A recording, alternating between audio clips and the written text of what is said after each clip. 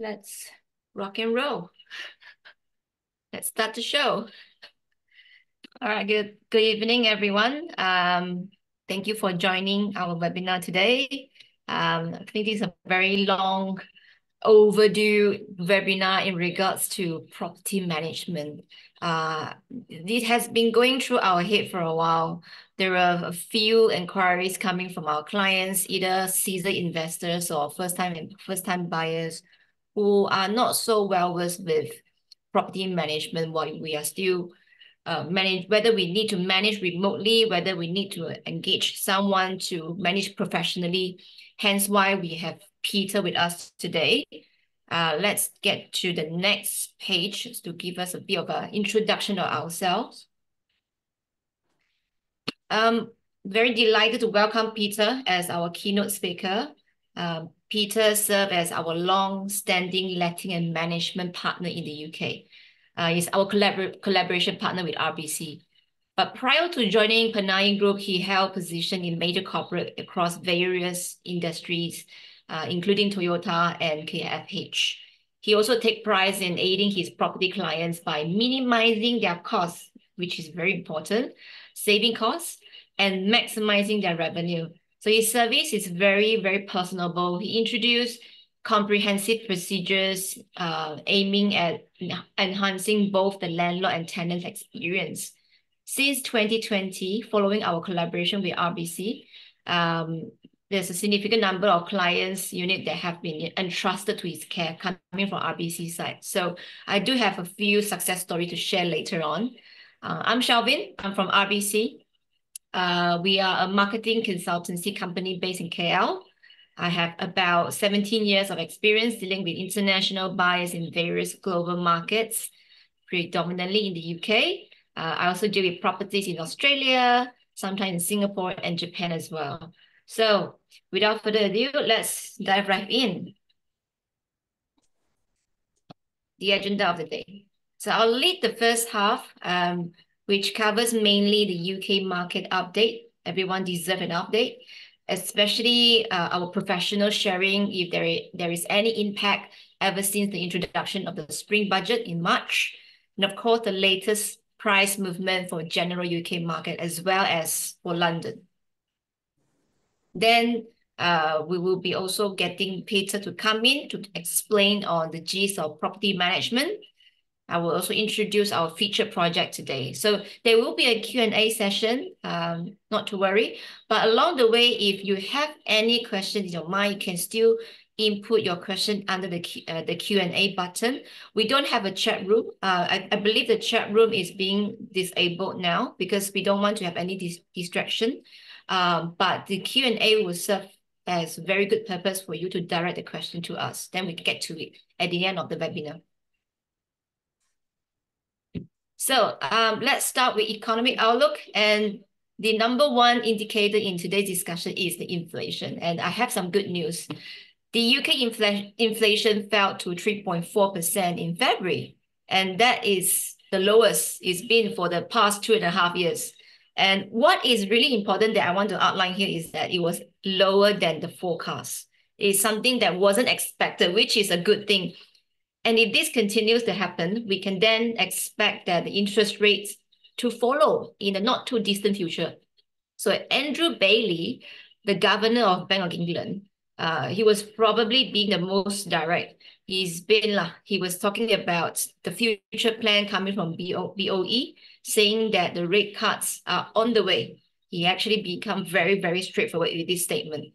But is that going to mean a 0.5% shade off over the course of the year? Or is it going to mean something more? We can't tell. We don't know. But the speculation is that this is already affecting what it's like for us as investors today, because it's already finding its way into the pricing of mortgages, which will lead to the next slide. Oh, I forgot to press this. Sorry. Down to 3.4, sharper correction, interest rate to follow. So the next slide, it's more on the mortgage, use other people money to buy, okay?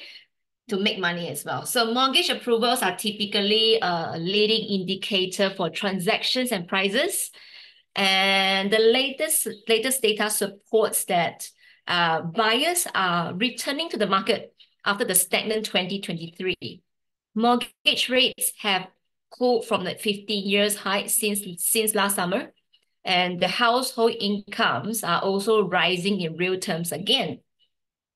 So the net mortgage approvals for house purchase rose to 60,400 in February. So back in January, it was only 56,000. Okay, now the figure exceeded the forecast. The forecast was being 56,500 by economists. Some major lenders in the UK have also announced that they have reduced the mortgage rate for buy-to-let products being bought under limited company by up to 0.4%, which is huge in my opinion. You can now get a 5-year fixed mortgage at 3.99%. It's really good to see products now below 4%. And as we have said, we expect this to continue. This isn't what we expected to see the best, but we will expect this rate to fall further. So all this indicates that the current environment, the rate pause, the optimism are all back in the market, and the surge of buyers' inquiries have also enabled major lenders to make reduction on selected mortgage to be a lot more competitive in that sense. So I think if we just walk down the memory lane, if you remember a couple of months ago, perhaps back in August, September time, the interest rate was, the mortgage rate, I would say, the mortgage product was basically priced around 6%. I've heard cases of 7%. I even heard about 8 to 9%. I even remember that Maybank London was offering 8.99. That was during the height of interest rates. But now everything has started to optimize. Housing market. This is the price movement. We will start from the UK average. The average price of home hitting the market has gone up by 1.5% growth this month. So it's reaching around £368,000 as the average asking price. This is the data coming from Rightmove. It's like the market is getting back its groove back after a bit of a slowdown in 2023. And more people are showing interest in buying homes. And Rightmove have also suggested that there's been a jump in people reaching out to estate agents. Sales numbers are looking a lot more better, a lot more appealing comparing to last year. So even the Royal Institute of Chartered Surveyors are coming out with a less negative valuation, which they pretty much have done a lot of negative valuation back then in the past 5 years. But now they are all starting to come back with a lot more optimism. So if you have been thinking about buying a place, but you haven't taken the plunge yet, it might be a good time to consider now. And it looks like we are on the upswing after hitting a rock bottom. Oh, I forgot to press the button again. My apologies. All right, so science are also proved that the overall activity levels have now returned to a steadier pre-pandemic norms. Now we are going to zoom into London. So London, the capital, there is a monthly price growth of 0.6%. And the days of securing a buyer has now dropped from 84 days to 73 days on average. So we are now also back to the level a year before. So if you look at the graph over here, 73 days, February, if you compare with February last year, we are pretty much quite matched in that sense. So overall, for average and super prime stock in London, we have seen the biggest increase in buyers' demand compared to this time last year. There are several driving factors. That includes the return of office workers going back to the office to work. There will be less hybrid workers now. There is wage increase, salary, pay raise, and also the stability in London market. And most importantly, the slowing of inflation. So all these have played their part in increasing buyers' interest in living in the capital again. And buyers in London market now are predominantly less sensitive to mortgage rates. Rental market. The good thing is the heat is finally coming out of UK rent rises. I think we went through some fiasco back then where the rental market was experiencing close to 30% rental growth, a rental spike in terms of the rental payment, not the rental demand, but of course rental demand as well, but it's the rental prices that have gone through almost 30% growth. The annual growth right now is at the lowest rate, which is being optimized for 2 years, down to 7.8%, comparing with 11% last year. So this is down to a slight drop in demand and also growing affordability from the renters, the tenants, rather than a big boost in rental supply. So the supply still pretty low, but there is a growing affordability trend among the renters in London itself. So the supply and demand imbalance is narrowing, but is still far from close. You still need a good 10, 15 years to address the problem. So I expect rents to continue to rise in 2024, but at a slowing rate. So we would conclude that there is a normalization in the rental market because of the supply and demand is changing. New instruction coming from new landlords are now up by 20% year on year, and the demand has fallen just a bit, which is causing that stabilization in rental prices in London, which I'm sure for all those people who want to rent in London now is quite a welcome news. In general, there's 29% surge in available rental stock. And however, there are still more than 15 inquiries for every home to rent. So this is actually a double rate of what we experienced before the pandemic. So now we transition to this topic. I'm going to address some of the common concerns that we receive from our clients. I'm sure some of you would have that same queries as well. How do you manage your property as an overseas landlord while being so far away? Basically, you're 11,000 km away from KL to between KL and London. There is also cultural differences, different market practices, so you may caught in some misunderstanding or miscommunication. Then definitely time zone, yes, we are around 7 hours ahead than London timing. So when we want to do something quick, but they are still sleeping, and when they want to do something quick to us, we are already in bed. So there are like, conflicts in terms of timing. And whether you would know how to adhere to legal requirements, whether you are complying to all the regulations as a landlord, regardless whether you are a local landlord or an overseas landlord, but there are regulations in place to regulate the entire renting market. So whether you can do it on your single capacity or whether you should go through a professional specialist. Last but not least, most importantly, who can you trust? Because you don't know anyone over there.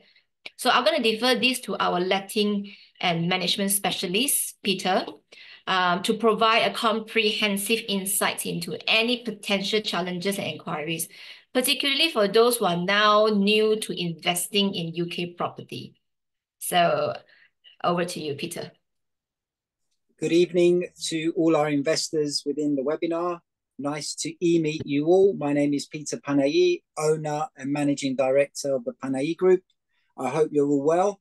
Shelvin, thanks for having me.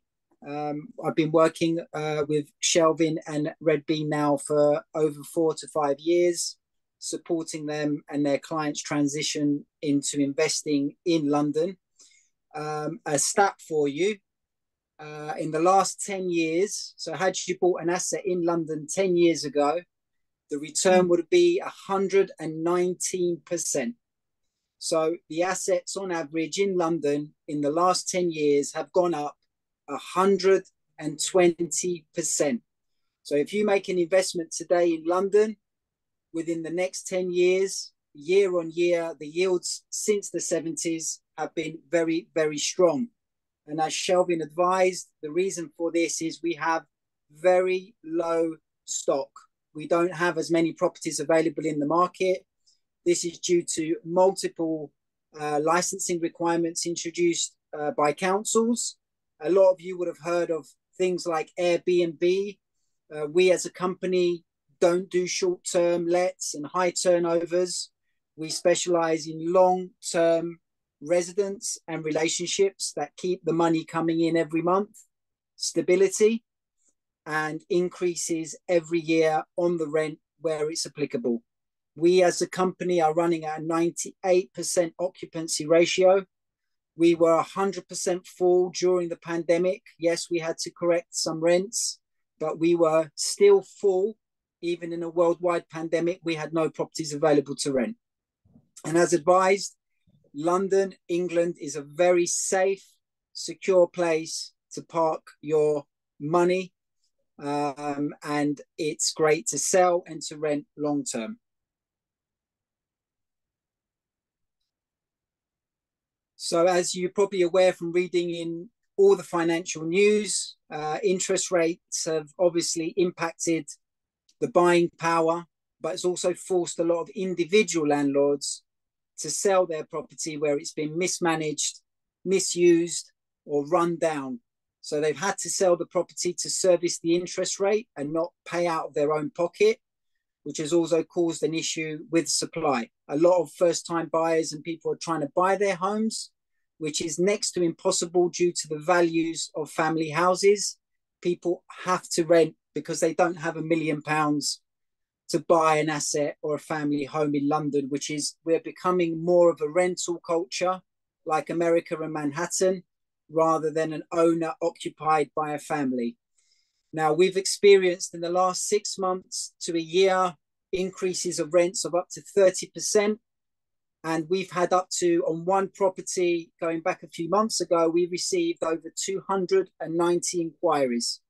So depending on where Shelvin advises you to buy, which is premium areas, close to a station, is modern, everything works, beautifully furnished, this attracts the best type of resident and attracts the highest yield and long-term residents, because all our residents want is something shiny, new, and even though they're renting, it's still their home.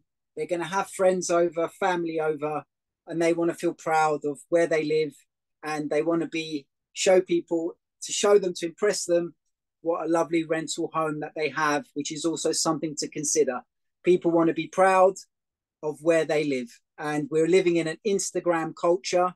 We now encourage our clients to post their experiences on Instagram. If you search Panayi Group on Instagram, you'll see all our happy residents and landlords bearing our branding and happy in the properties, because there are no issues when they move in, and we ensure a smooth tenancy and compliance when moving your residents in.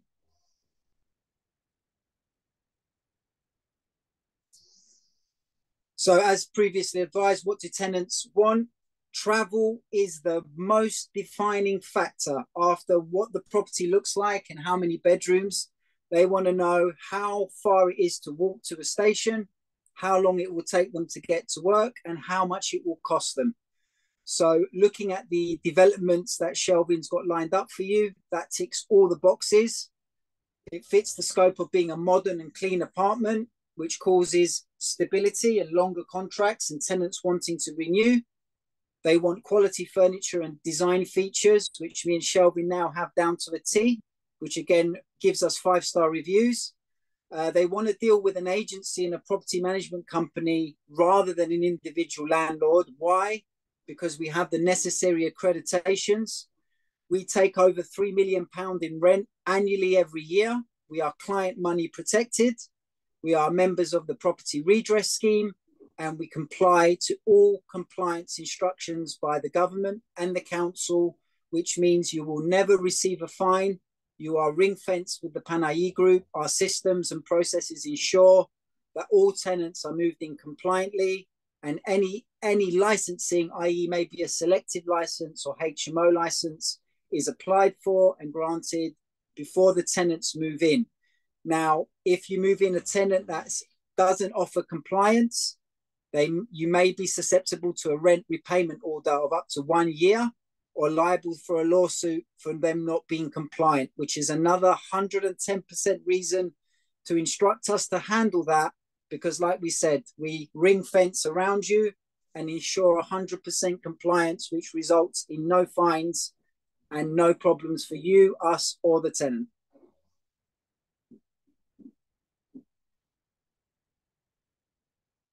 So again, who we are, I'm the owner of the Panayi Group. Myself, I worked at director level at some of the big corporates like KFH, Fine and Country, Purple Bricks. We have a real understanding of what it means to run a corporate property management company, where, as I said, we're fully accredited with the PRS and CMP. We are all members of ALA. All our team have training through the industry standard, level 3 property management, which again, if you check our Google reviews, we have 107 5-star reviews. We're 5-star rated, and we're estate agents, which is saying something. We're not a massive company. We're not a small company, but this allows us the right balance to give you the personal touch and you access to me. My landlords only ever deal with myself and the same property manager throughout the tenancy. And we currently now have over 200 tenancies listed on our platform.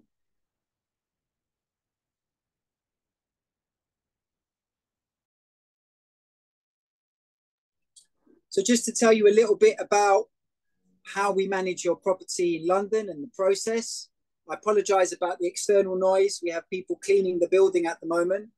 So once our engagement letter is signed, we will action all the legal handover for you. If it is a new development and needs snagging to make sure that the property is handed over with no faults, we charge £180 plus VAT, and that gives you 4 hours of our time to snag the property and create a detailed report and liaise directly with the freeholders of the development to ensure that when your keys are handed over, there are no problems. Furniture installation is arranged by our company. We will send you the list of items and images of what it looks like, and we will order on your authorization. Once the furniture goes in, we take professional photographs, which is included within the instruction fee, our management fee. It gets listed on all the major portals, which is Rightmove, Zoopla, On the Market.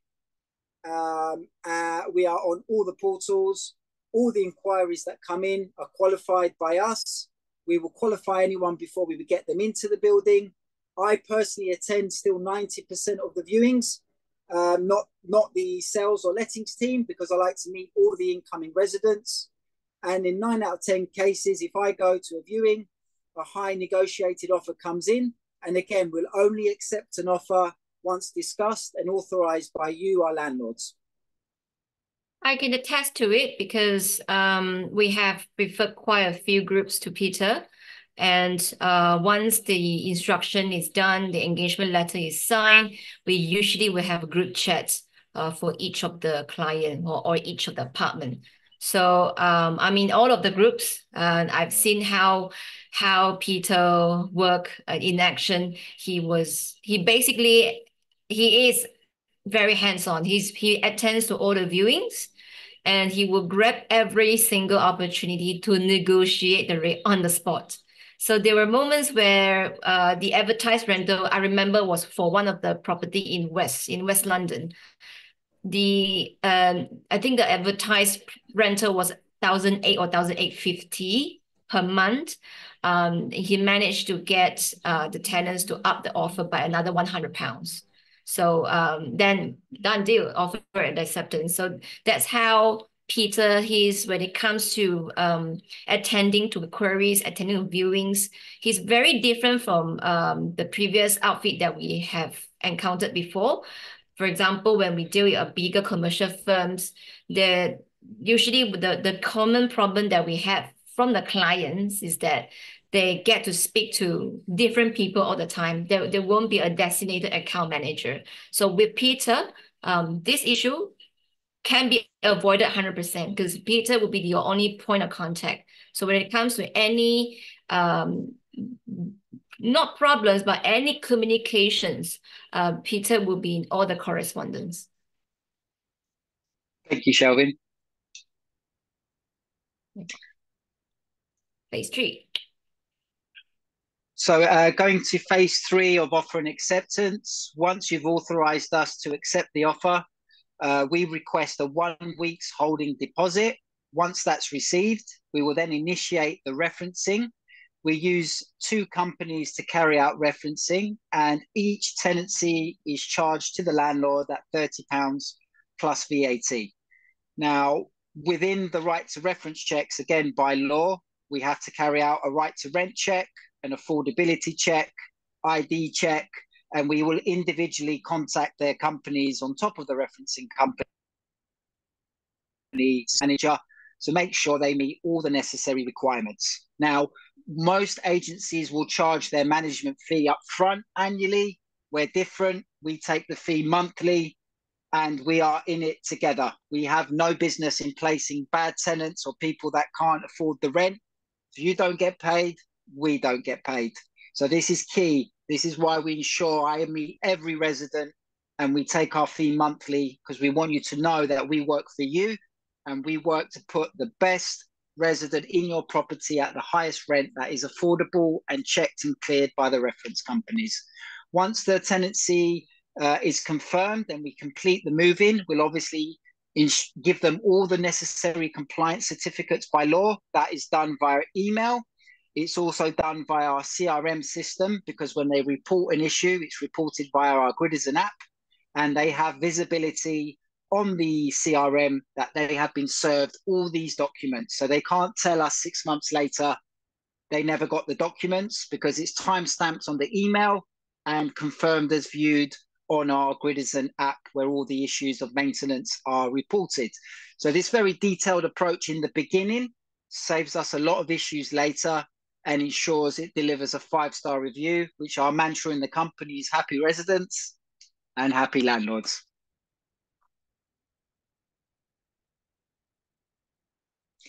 This is an example of one of our landlord statements. So you can see there the address of the property, lettings and management service, rent at 2,250, charged at 10% plus VAT. We take our fee monthly there at 225 with the 20% UK VAT added on and the amount due there. We, in most cases, unless specified by the landlord, we will collect the rent, deduct our management fee, and then send you the funds within 24 hours to the designated account you've specified you want to receive the funds. It does help if you have a UK account, but if you have an international account, it's still no issues. It just takes a few more days to reach you if you have an international account and not a UK one.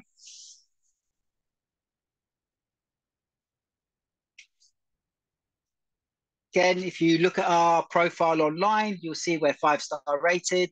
This is some of our happy residents moving in and some of our kind reviews below that are very recent. We've just received, I believe, our 108th review this morning because of Rana's work. So you can see we're very highly rated, and this is down to the fact that we treat our residents and the landlords like the same entity. It's a symbiotic relationship. The tenants trust us, the rent comes in, any issues we respond fast and deal with. And again, this is myself in one of our properties fitting digital locks, talking about our brand, and one of our other happy residents that live in Wembley at Westgate. Oh, this is the $1 million page. Yes. I hope Yes. lots of you have got lots of questions. Shelvin has highlighted some of the most frequently asked questions, so I'll pass you back to Shelvin. Thank you for your time and listening. And I'm going to run it as a dialogue, and then Peter can answer accordingly. We have collected a list of questions coming from our clients, coming from our conversation from any investors, and then we just put together and might as well we just present it in this webinar so we can answer everything in one go. So we're going to start with the first question. These are the common tenancy jargon in the UK. It might be very foreign to you, but let's learn together today. So what is tenancy deposit scheme, Peter? So the tenancy deposit scheme is a government-backed scheme where we have an account And by law, once you move a new resident into a property, you have 30 days of bonding the deposit. So we ensure that this is done within the first 5 working days of any new agreement. Once the deposit is bonded, we receive 2 documents, certificates confirming the funds are held by the tenancy deposit scheme. And then we communicate this to the tenants, again, by email, attaching the certificates, confirming them to them that it's bonded. And we also do the same with the landlord. If you, for any reason, decide to buy a property and rent it out yourself and you don't action this, again, you could be liable for a rent repayment order or a potential lawsuit from the tenant for not abiding by the lawful requirements of an assured tenancy agreement. I'm going to draw this to a Malaysian context. In Malaysia, we don't have such regulation or protection. If you are a professional landlord, if you have a few apartments being rented out in Malaysia, usually the tenants will have to pay the deposit straight to your account if you're the landlord. So there won't be any government body or being insured in that sense. If the tenants, very unfortunately, if they got themselves a bad landlord, then, you know, when they want to get back the money, it could be quite a challenging situations. But in the UK, it's all governed, it's being all insured in that sense. So that's the protection towards both sides. Now, the next question is, very, very popular questions. How is the eviction clause or regulation in the UK?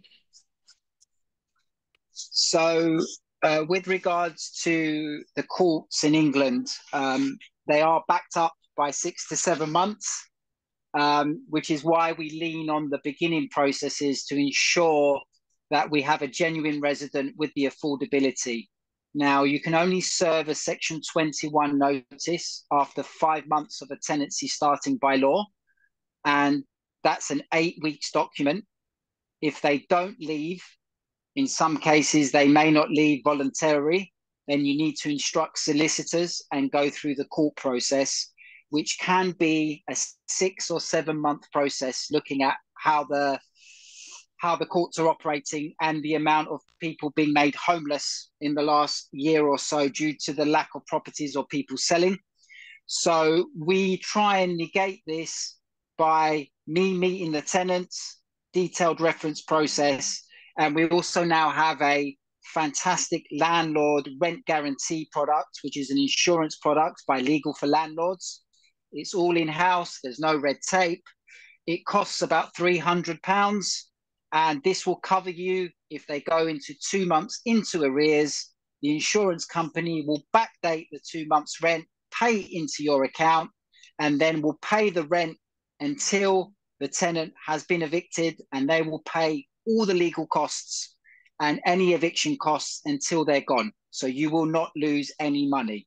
This is obviously worst case scenarios, but I always advise, with the way that the market is at the moment and AI processes being more sophisticated and allowing scammers to come into the process, we highly recommend that they get reference through Legal for Landlords.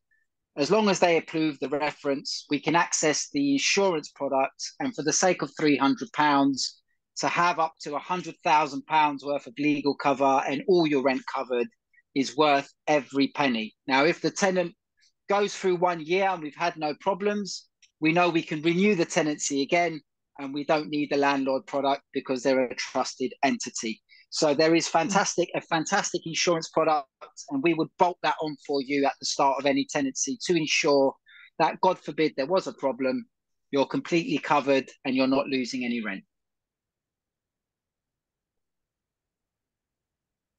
What are the protection towards landlords?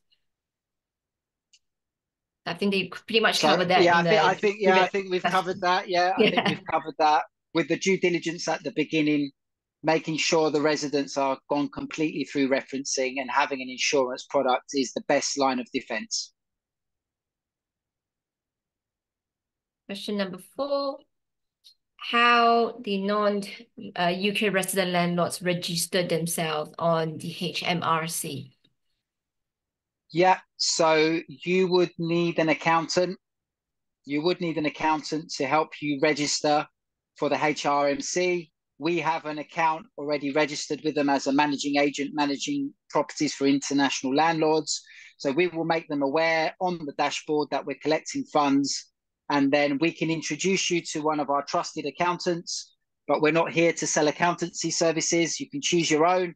We can recommend the one that looks after our own company, and they would ensure that that part of the process is all done for you, so you don't get a bill later down the line from the UK government demanding 20% of the funds that have been received. It's best to get that done early so we have no issues later down the line. So again, we can assist you in detailed capacity with completing that action with a suggested accountant and us registering you on our dashboard.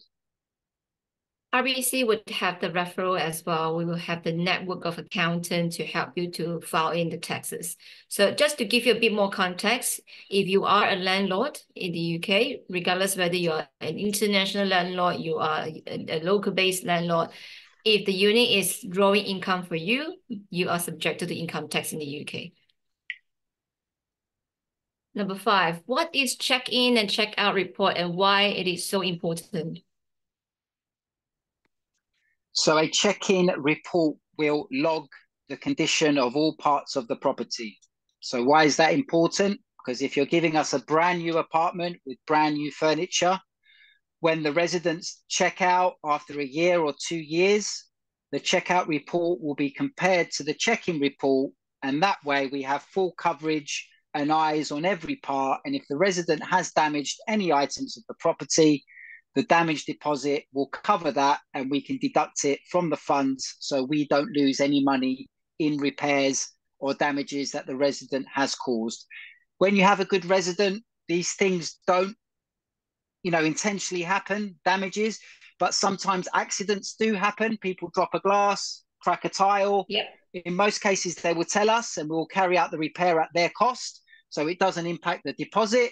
But when we do the checkout, if the property is not in the same condition that it was given in, you are covered with the TDS and the check-in report, and damages can be deducted fairly from the damage deposit. And if there's any disputes, the TDS will play the referee, review both sides of the story, and confirm the outcome. But in the 5 years that I've been running my own company, touch wood, we've never, ever had any damage disputes because the check-in and the check-out are done every single time. Now, there's variations of the check-ins that can be done.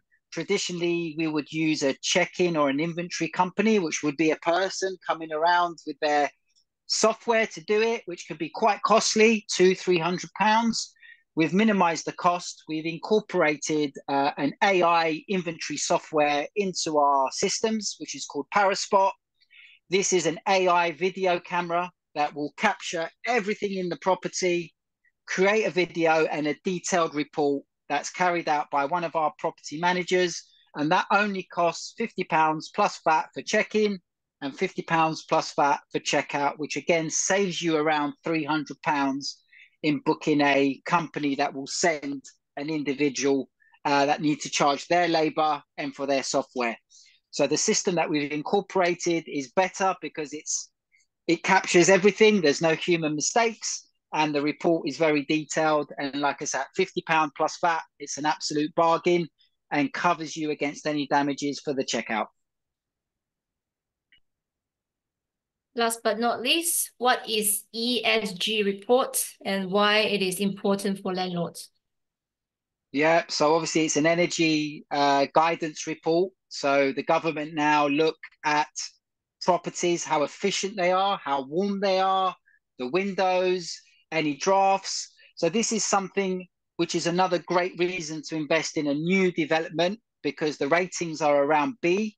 They're very efficient, and you're not going to have to be worrying about insulating or spending money to make the property warm in 5 or 6 years, because all the new regulations will ensure that you have the right window glazing, the right heating, the right flooring, the right insulation.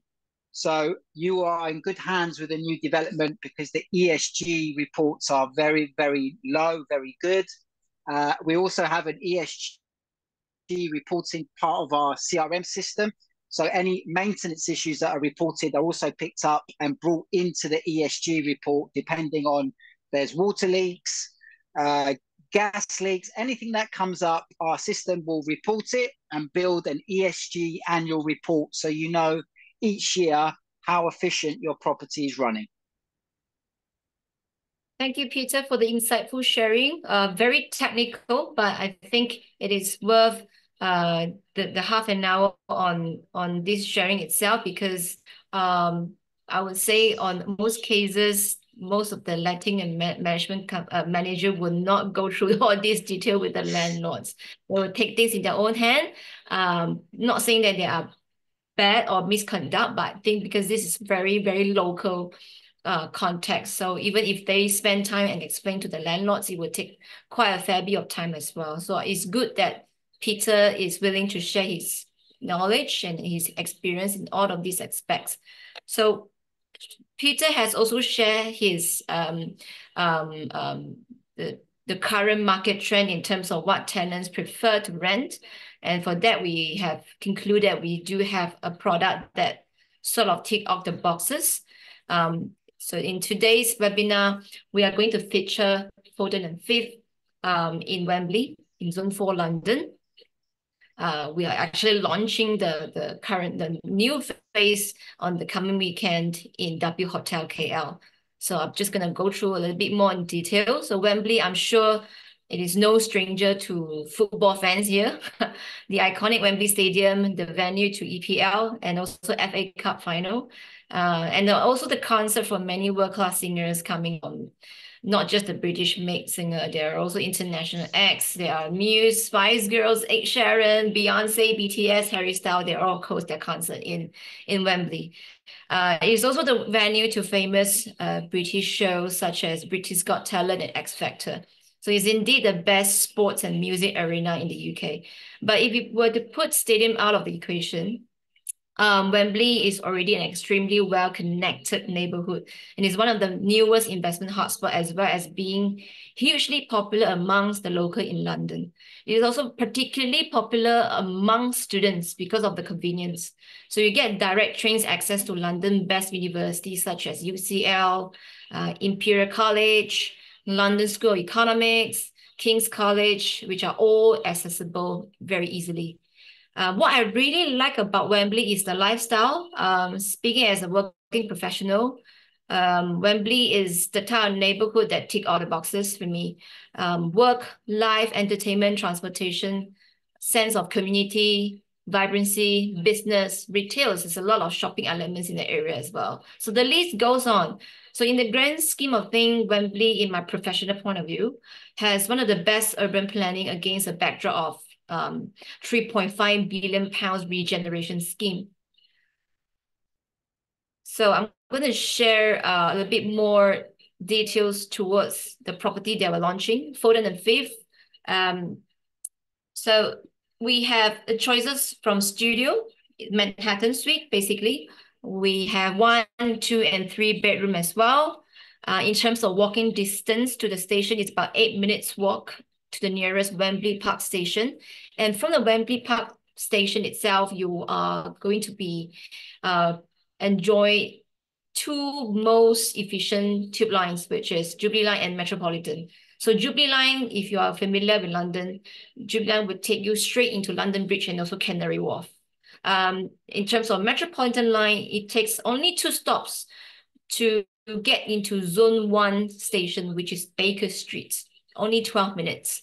So in terms of connectivity, in my opinion, is 5-star. And these 2 lines basically also have the night tube service as well. So it has the direct commute to major university, as I mentioned in the previous slides.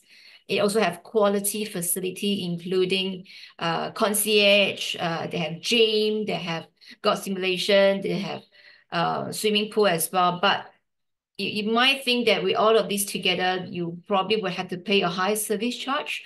But the reality is no, the service charge is very reasonable. It's being priced below £4. It's about £3.7 per foot per annum.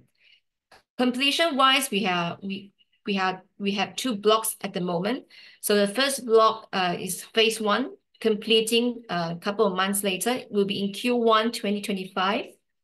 Then there is another newest block, which is not in Malaysia yet, but we're bringing into Malaysia this weekend.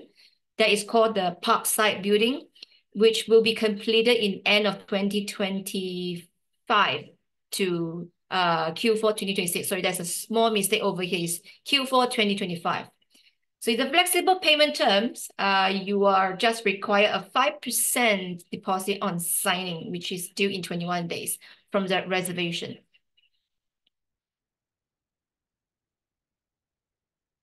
This map is pretty much important to tell you how connected they are. So on Wembley Park, you would have Metropolitan that takes you straight to King Cross, Farringdon, which is where the Crossrail is. Moorgate, pretty much close to Barbican or Liverpool Street as well in half an hour time.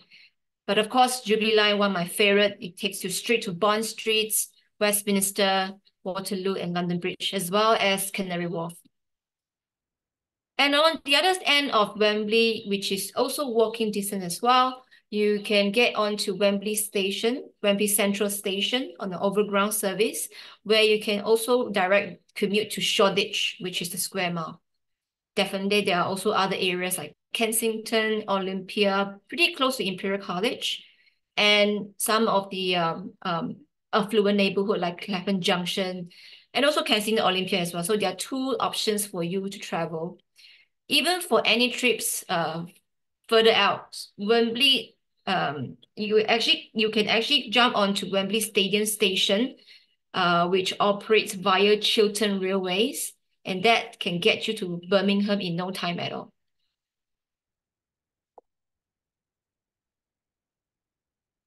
I'm just going to put a very quick comparison between traveling from Zone 2 to Zone 1. Basically, the end destination is the same. It's Baker Street Station. So I picked Hammersmith because Hammersmith is located in the west as well, but it's towards the River Thames end. From there, you would think that, okay, Zone 2, you are commuting to Zone 1, you should take less than 10 minutes. But the fact is they are basically taking around 20, even half an hour to get to central London. In comparison to Wembley. So Wembley Zone 4, you probably would assume that they are a lot further away, a lot more stops in between. But fret not, there are only 2 stops in between the station towards Baker Streets. So from there, you can jump on Metropolitan Line, 12 minutes straight into Zone 1, or on Jubilee Line. You can also take the Jubilee Line to get to Baker Street. And everything is all under 20 minutes. I'm just going to play a quick video. So predominantly, there are numbers of developers active within Wembley at the moment, but they are all at the sort of mid and lower end of the market, like student housing or private rental schemes, the PRS. But what's been a little neglected is that the decent end of Wembley market, and that's where this development set itself apart from the competition. So it has got on-site amenities, which the video will show you later on, which in my opinion, they are all unmatched by any of other developments in the same area. So it has got on-site, apart from on-site concierge, you also have the social hubs within the development, and they are all very exceptional. The gym, you have got the cinema, you have got the residence facilities. I'm just gonna let you go through all the videos and images here. You'll see out within 20 minutes. This is the CGI of the developments. There will be an on-site landscape garden as well within the development, 2.3 acres of green land, and also private garden. There's a small stream running at the front of the development as well. So from here, you are just about to see in the video that we have got podium garden just now. We also have the green space. If you look, all of that collectively is actually a real lifestyle product. And you know that pays its way into both the end users and also the investor market. So as I say, if you look at all of those elements along with connectivity to central London, and what Wembley as a master plan is delivering in the market is a very unique opportunity. And the master plan itself is 800 units for 4th and 5th. So this is the first two phases of the number that are coming through. It's a fantastic opportunity to get your feet into what's surely going to be an appreciating assets over the course of at least the next 5 years. So from there, we will also give you the 5 years price projection later on. I've seen some questions in the Q&A. We'll get to that later on after the introduction of the project. Fully fitted bathroom, living, flooring will be all provided, carpet in the bedroom provided. So basically, upon the handover, you will just need to buy the removable furniture, such as the sofa, the table, chairs, TV, media sets, beds, and that's all. Even the appliances like the fridge and freezer, dishwasher, oven will be all provided for. So that's the Wembley Stadium. Very, very vibrant location. You'll probably get free concert when you live there. You don't have to pay for the tickets.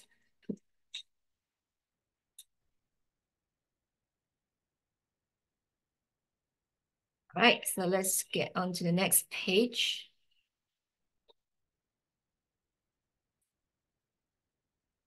So this is a very important cash flow simulation. I picked one of the lowest units, Manhattan Suite, which is on the 5th floor. As you can see, you would find that there is a payment process around here, and the first deposit being 5% upon signing, which is a very flexible payment terms. Subsequently, after 6 months, you'll be required to pay for the second 5%. Then a year from reservation is when you pay for the 10%. So this is for the completion between Q4 25 to Q1 26. And this column itself would depict the calculations if you take an interest-only loan from the UK lenders. Yes, in the UK, you can opt for interest-only loan, which would help to reduce the money repayment as well if you are just a purely investor. If you are looking for buy to live, then you should consider a P+I product. But if you're just looking for making rental income and also literally you're just maxing out the potential of the rental potential of the unit, then you want to sell it maybe after 5 or even 8 years later, then the interest-only loan product is for you. So from here, regardless how many years, your monthly repayment will remain the same as well. So it's not subjected to your age. Not so, but they are looking at the rental that the unit can derive for you. That's how they calculate and determine the approval for the mortgage. Now from here, we have the service charge, which is in Malaysian term is the maintenance fee and the sinking fund together. Ground rent is 0, is peppercorn because they have abolished the ground rent payment. Then definitely if you're going through, say, Peter to manage the property, he will be collecting a letting fee as well. So I have accounted all the calculation together. And then we have this column, which is the estimated rental. I would like to also address that this is not just estimated, it's actually the achieved rental in Wembley itself at the moment. I've gone through all the listing on Zoopla, on Rightmove. There are Manhattan Suite asking 1,009 or even 2,000 per month. So I'm just being on the conservative side, I would think that 1,850, 1,870 will be the going rate upon the completion. So let's do the safe side. Let's play on the safe side. Then it will get you to close to 6% rental yield, 5.81. But what's more important is that I put that into a calculation on a money basis and how much of the excess you'll be getting. So I've put in 1,008 as the monthly rental. Then you have cost, of course, that will be service charge. There will be letting fees. Then there will be the money installment based on interest-only loan if you're taking a 70% loan. So you have got this total cost you are still getting around £160 per month in excess as your pocket money. And bear in mind that the rental income usually will improve every year because that's what we experienced for the past 30 years. Because of the rental demand and supply is so much in imbalance situation. So usually even for my own property in Zone 3, I've experienced rent review 2 times in a year. So bear in mind, this is just a simulation for the first year, but subsequently then when you are experiencing some improvement in the market, you should get around anything between 5 to 10% rent increase. Then from there, your pocket money will get more along the way. So that's a positive cash flow, which in Malaysian ringgit is about 950 ringgit. Not bad lah. I think we can eat omakase already lah. Then this is also very important price projection for the next 5 years.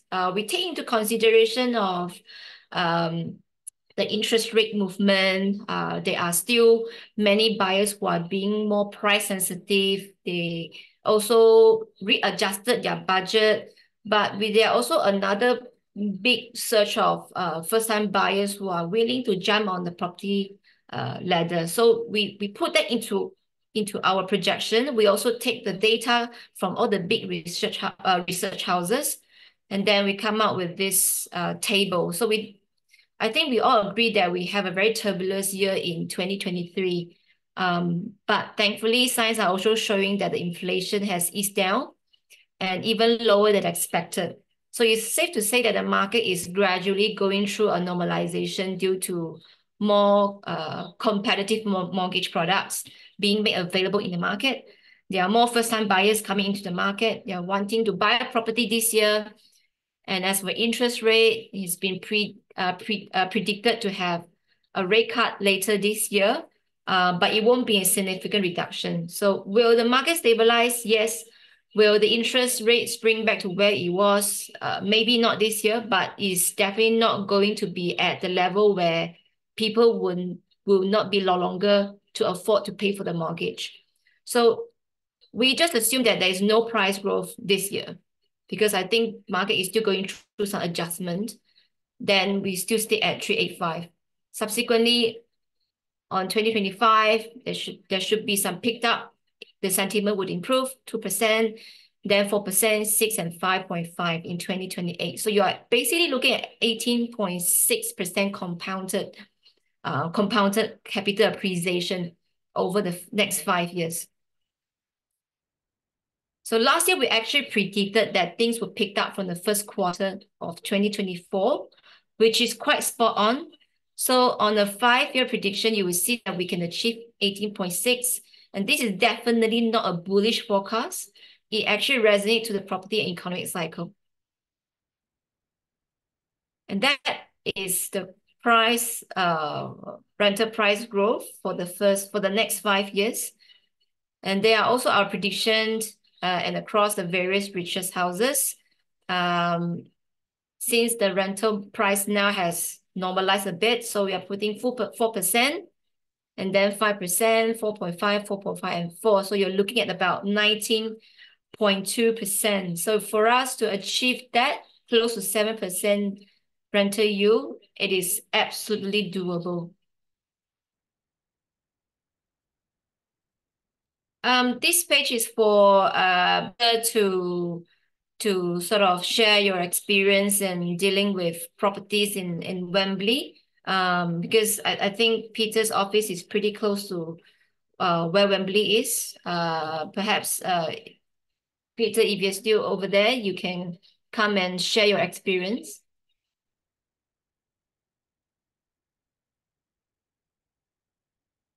Oh, I think he's probably away.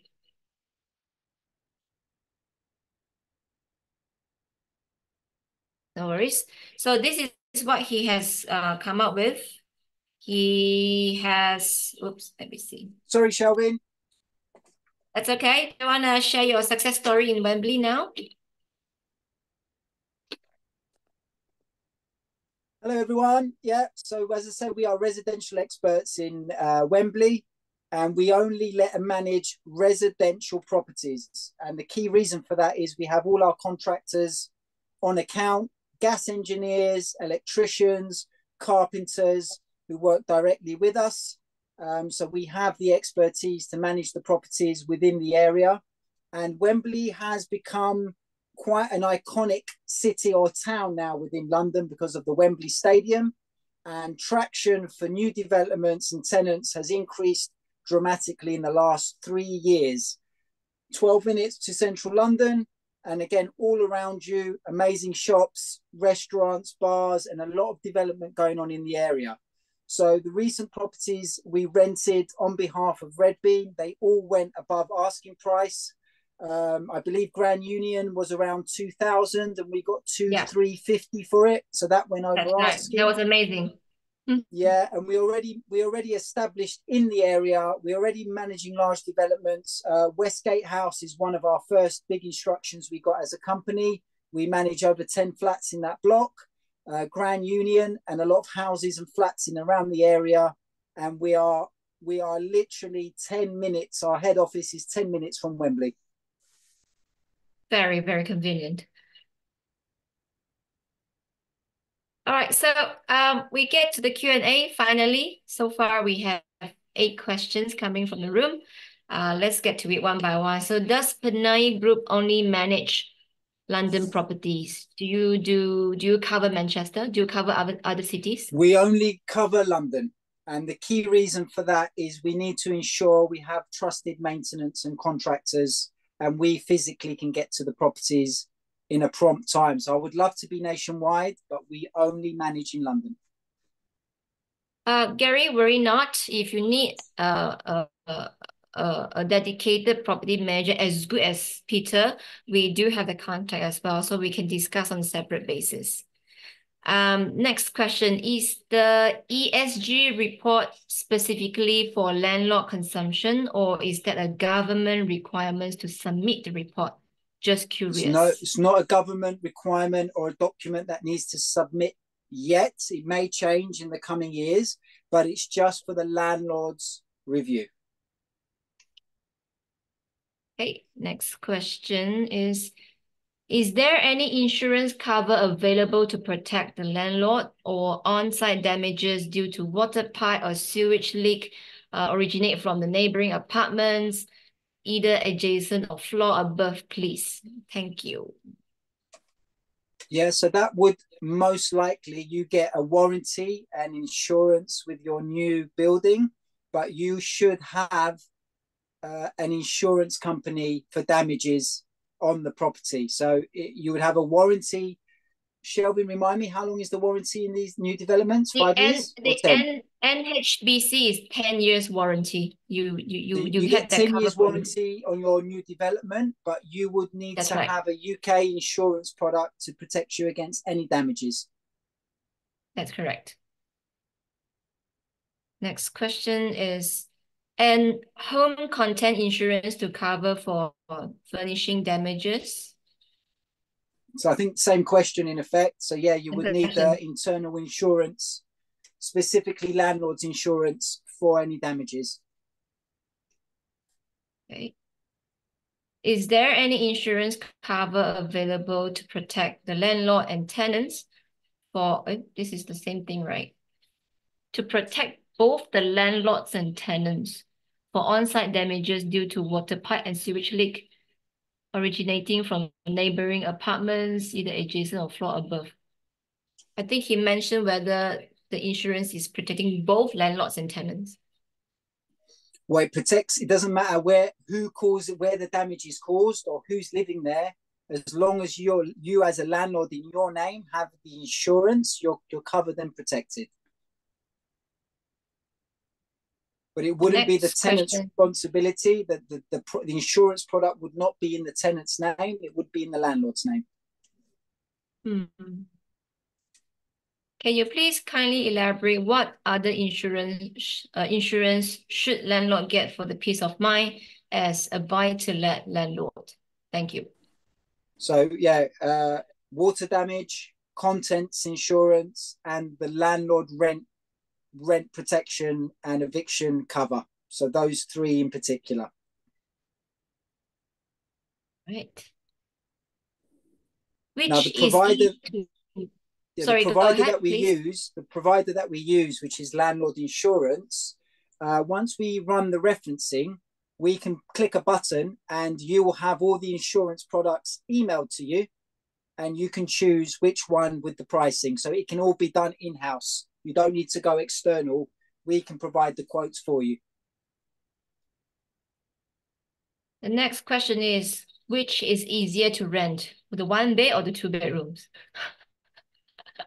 Equally popular. I don't discriminate against either or property, but if it was my Yeah. money and I was investing, two bed. Mm. Two bed will always give you a better return on the rental, and I think it's easier to rent. I think one, but listen, the most easiest thing to rent in London is a one bed because most people now live alone. But I think from a long-term investment and rent strategy, you should highly consider, if you've got the funds there, you are better off buying a two bed than a one bed. Mm. What is the amount of deposit advisable to place in order to secure a bank mortgage and reasonably sufficient money repayment? That's for me to answer.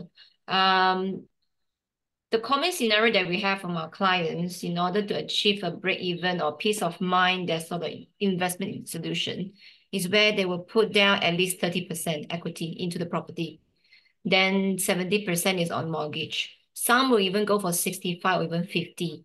Then the property is pretty much self-run in the sense that the rental is collected and then it's strictly just straight away it covers the repayment. So I would think in the regions of between 60 to 70% loan, it would be something that you can consider. So meaning to say that translate to 30 to 40% equity deposit payment. So that would be my answer for this. And the next question is, what's the current transacted rent and demand in Wembley for studio 1, 2, and 3 bedrooms? And transacted rent, I would say for studio, I've seen record breaking at 2,000. It's not far from our side, not far from the project that we are selling. Some probably would be just a basic furnished, that sort of apartments, one bedroom, you'll be looking at around, says, also 2,000, but they are bigger than Manhattan Suites. Then we have 2 bedrooms being rented out at 2,004, 2,005. These are all the modern type of apartments. So yes, this would be the going rate in Wembley for the time being. And for the 2 bedroom, I have mentioned 1 bed, I have mentioned studio. Transacted, these are the transacted rent. Demands wise, I think perhaps Peter, you can share your experience. If you list a property in Wembley now, how many inquiries you will get on average? Well, like I said, this is what I would call a black swan event market. None of us during the pandemic or post-pandemic, none of us have been here. So whatever anyone was saying, they were guessing because none of us have experienced this. No one ever saw the rents doing what they were going to do. Yeah, during the pandemic, rents were free falling, but no one knew that the moment they were going to switch the economy back on, that there would be a shortage of properties. But it comes down to the desirability and the location. So it comes back to the original advice: as close to a station as possible, as high up in the block as possible. Looks like you've got some amazing facilities within this development, gyms, swimming pools, which will attract a young, modern professional. So on average, we're receiving about 9 to 15 inquiries a week on 1, Wow. 2, and 3 bedroom properties within that zone, sort of 3 to 4 area. So it's down to the desirability and when it's furnished. So people now just want one key, come into the building, and everything is there. They want a turnkey solution, which is where these developments hit and tick all the boxes. So Shelvin, you're probably best to answer it. Have we had anything that you've given us that we haven't rented in a timely manner and over asking? It has been always pleasant surprises, Peter. Um, whatever that you propose when it comes to the proposed rental, you always manage to outbid the rate. Always. So I think that that's the part that we really appreciate, especially when it comes to UK property management. While we deal with bigger outfit like any other commercial firms, we don't really see how they will go above and beyond to negotiate with the tenants, but Peter will do the part. He will, because he's very hands-on. He always put customers' revenue as the best interest. And he believes in happy landlord, happy referral as well, because that will brings him a lot more business in the future. So Yeah, so my advice is it's not something you need to worry about at all. It's a very desirable property, and we would have many, many applicants wanting to secure it. I always say, as long as the price is right and you let us guide you on the pricing strategy, we need around 5 to 7 working days to get the property rented for you. yeah. I also did some completion in Wembley a couple of years ago. It was through another developer, and my clients bought three. It's a block. It's sort of like a bulk deal, but I think three is good enough for her to get a taste of Wembley market. I think she was buying just really based on the developer's vision, being set in a region scheme. But she was a bit concerned with the zoning because it's zone 4. But because of the price, she went in and without any surprises, she got a key on the first day, and the third day she got all the tenants for all the units, for all 3 units. So that's how quickly it went. Let's go on to the last question. If beyond the 10 years NHBC insurance period, what additional insurance would you recommend, please? Peter, that's really probably your forte to answer because you deal with second-hand properties more. What sort of insurance that you would recommend for the landlords to consider if the 10 years warranty What was the is first part? Was expired? it cut out? Was it If the which if the if the insurance? 10 years NHBC warranty expires, what I other understand. insurance can possibly bridge the gap? Well, this is why it's important to have a property management company, because every 3 months, every 6 months, 9 months, 1 year, you will have feedback on your property, the condition, any issues, things fixed. So you've got a constant property that's constantly maintained. So when we're involved, I meet some landlords who have just been renting the property for 10 years and never done any management or fixes. So everything's falling down. And I would always say, no, thank you. Unless you're allowing me to refurbish it, I don't want to rent this because it's not my standard. But most properties in London are all very robust with the right insulation. It will just come back down to the standard landlord's damage deposit insurance and ensuring that your certificates are all in play. So you have an electrical certificate, a gas safety if it's applicable, an energy performance certificate. All these certificates are done every 5 years, the gas every year. So we make sure everything is always maintained. So there should, yes, in 10 years, the furniture will be older. So we probably replace the furniture. I always find it's around the 7 to 10 year mark where you need to start changing things. Maybe it's taps or pipes for plumbing. So as long as the plumbing and the electrics are in order, everything else is just paint. It's a lick of paint. So ultimately, the insurance product would be the same one you get as a new property. It would just be a damage deposit, a contents insurance damage policy. Thank you, Peter. We don't mind opening one more questions. If you guys would want to ask anything again. Oopsie. Yeah, just press it. Okay. I suppose no questions. So before I wrap up our sharing today, we would like to invite you to come and meet us at W Hotel this weekend for no obligation consultation. We are launching 4th and 5th, and some of you may find sales events intimidating. You would think that if I go there, then you all will force me to commit to reserve a unit. Not to worry. I think in this event itself, because it's going to be a teamwork, we have a group of mortgage broker, bankers, developer. So it's going to be a teamwork as well to share, to answer all your queries. So it doesn't mean that when you go there, you have to commit one unit.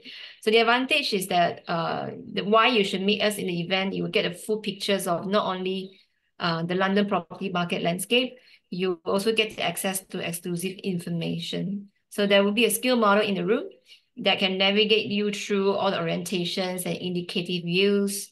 That developer will be also sharing his own experience and journey from site acquisition to planning to obtaining planning permissions, and those may not be the information that is available publicly. So the best part is that if you have the financial questions, we do have the bankers and the mortgage broker on the spot to answer that for you as well. They can also do a very quick on-site assessment when it comes to your financial standing. So if you would like to have more clarity on your finances before making a leap, they are there to answer all your questions. So do come along this weekend. Let us support you in your UK investment journey. We will be in Studio 3, W Hotel next to KLCC. And we will be there from 10 a.m. to 6 p.m. on the 20th and 21st April, this coming Saturday and Sunday. There is a QR code. You can scan it. That will link you to my WhatsApp.